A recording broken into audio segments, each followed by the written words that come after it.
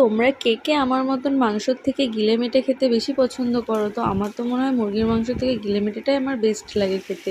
তো তাই জন্যই বড়মশাইকে বলেছি একটু গিলেমেটে নিয়ে আসো। তো একে একে তেল গরম করে গোটা গরম মশলা, তেজপাতা, শুকনো লঙ্কা ফোড়ন দিয়ে দেবো হচ্ছে পেঁয়াজ বাটা, রসুন বাটা, আদা বাটা দিয়ে একে একে ধনের গুঁড়ো, জিরের গুঁড়ো, হলুদ গুঁড়ো, নুন দিয়ে ভালো করে মশলাটা কষিয়ে দিয়ে দেবো হচ্ছে গিলেমেটে আর আলুটা। তো এবার আমি গিলেমেটেটাকে দিয়ে ভালো করে মশলাটার সাথে একটু কষিয়ে নেব। তো কষিয়ে নেওয়ার পর তারপরে দিয়ে দেবো এর মধ্যে ফ্যাটানো আমি টক দইটা দিয়ে আরেকটু করে কষিয়ে নেওয়ার পর দিয়ে দেবো পরিমাণ মতন অল্প জল, কারণ এটাকে আমি কষাই রাখবো। তো দেখো মাংসটা প্রায় কিন্তু আমার কষেই এসছে। তো কেমন লাগলো আজকের ভিডিওটা অবশ্যই আমাকে জানাবে। তোমরা কে কে আমার মতন মাংসর থেকে গিলেমেটে খেতে বেশি পছন্দ করো? তো আমার তো মনে হয় মুরগির মাংস থেকে গিলেমেটেটাই আমার বেস্ট লাগে খেতে। তো তাই জন্যই বড়মশাইকে বলেছি